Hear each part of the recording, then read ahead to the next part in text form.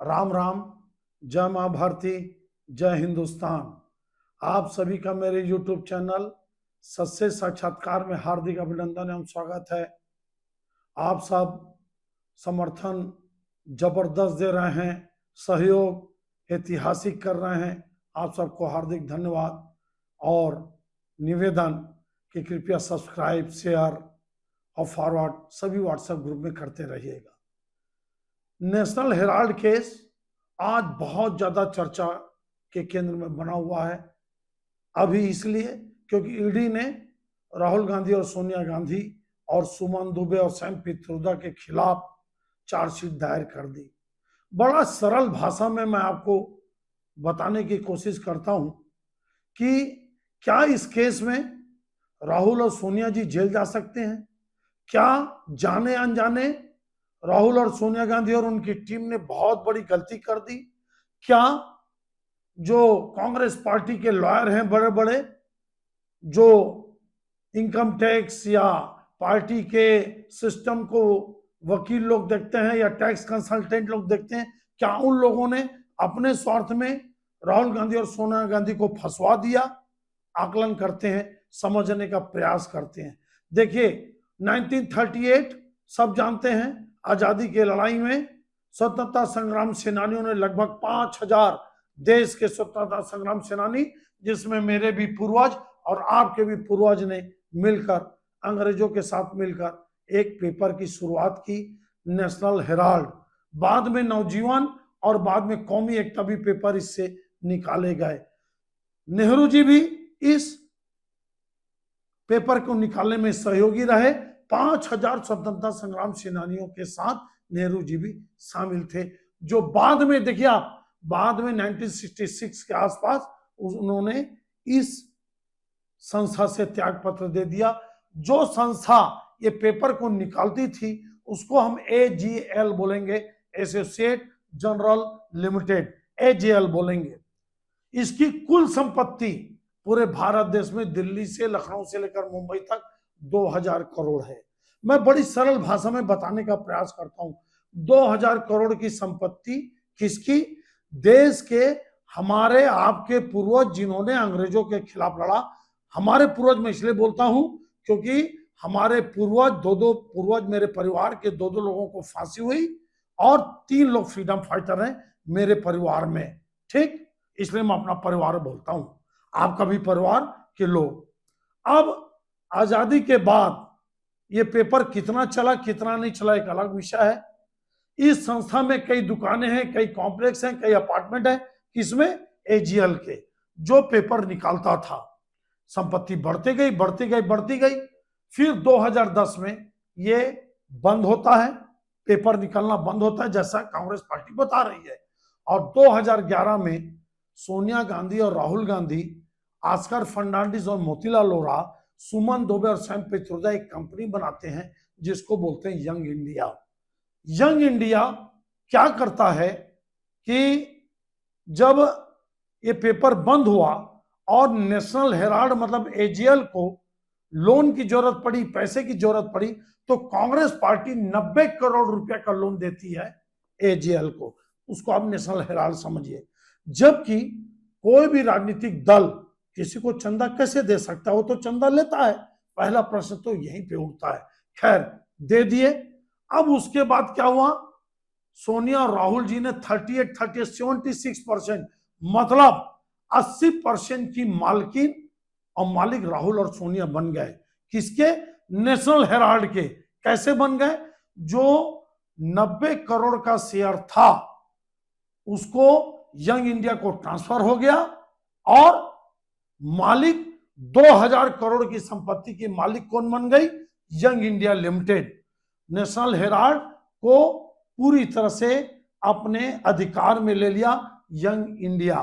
ठीक, क्लियर? अब young India बनाया कौन? 5 लाख रुपया लगा के, मात्र 5 लाख रुपया लगा के राहुल, सोनिया, सैम पित्रोदा, ऑस्कर फर्नांडिस, मोतीलाल वोरा और सुमन दुबे, जिसमें 2 की मौत हो गई, मोतीलाल वोरा और ऑस्कर फर्नांडिस की। अब आप बताइए, फ्रीडम फाइटरों की संपत्ति 5000 की लोगों की संपत्ति को लोन देती है कांग्रेस पार्टी 90 करोड़, और उस 90 करोड़ को लोन देता है कांग्रेस पार्टी, और पूरी संपत्ति को राहुल गांधी और सोनिया गांधी अपनी कंपनी में ले लेते हैं, और कांग्रेस पार्टी जो लोन देती है वो लोन को माफ कर देती है। मतलब 5 लाख रुपए की जो कंपनी है यंग इंडिया लिमिटेड, वो 2000 करोड़ की संपत्ति के मालिक बन गए। बहुत कठिन है, बचना बहुत कठिन है। और आपको बताऊं मैं, इसमें किसी ने फंसाया है। देखिए, ये जो टेक्निकल मामला है ना, ये वकील, इनकम टैक्स, सेल टैक्स या टैक्स के जानकार, और जो कंपनी के जो बड़े बड़े वकील होते हैं, कॉर्पोरेट के जो वकील होते हैं, उन लोगों ने सोनिया और राहुल जी को बुरी तरह फंसाया। 2000 करोड़ की संपत्ति के मालिक आखिर 5 लाख रुपए की कंपनी वाले मालिक राहुल और सोनिया कैसे बन गए? अब आप बताइए, केस कौन लगाया? ये सब आप जानते हैं। सुब्रमण्यम स्वामी ने 2012 में शिकायत करी पटियाला कोर्ट दिल्ली में। ईडी, चूंकि मनी ट्रांसफर का मामला है या संपत्ति ट्रांसफर, लोग बोलते हैं पैसा का लेन देन हुआ। अरे संपत्ति का मालिक मैं कैसे बन सकता हूं? कोई दूसरी कंपनी 5000 लोग कोई किसी संपत्ति के मालिक है, और उसका मालिक मेरी पत्नी या मेरी मां कैसे हो सकते हैं? ये अपने आप में इलीगल है, ये अपने आप में गलत है, ये गैर कानूनी है। अब आप बताइएगा, क्या भयंकर बुरी तरह फंस गए क्या राहुल और सोनिया? और किसी ने फंसा दिया क्या?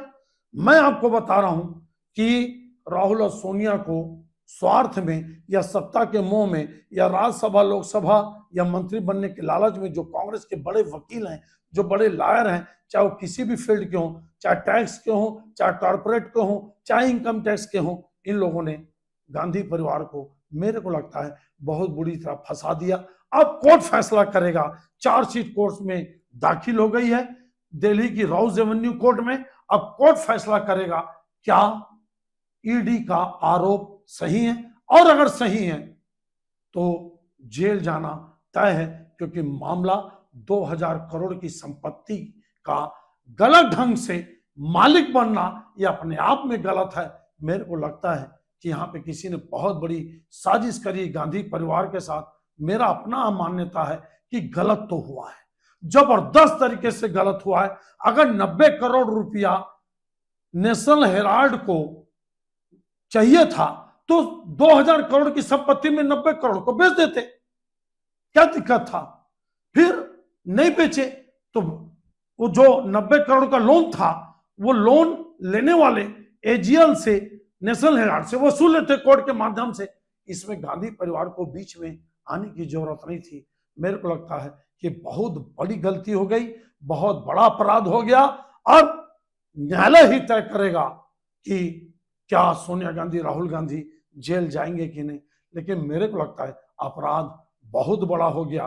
5 लाख रुपया में आप 2000 करोड़ की संपत्ति के मालिक कैसे बन सकते हैं? मुख्य विषय यही है। मेरे को लगता है कि इतना सरल भाषा में आपको शायद ही कोई समझाया होगा। अगर मैं अच्छे से आपको समझाया हूँ तो आप समर्थन करना, लाइक करना और शेयर करना। और देखते हैं, मेरी अपनी सोच है, मैं भी एलएलबी का स्टूडेंट हूं।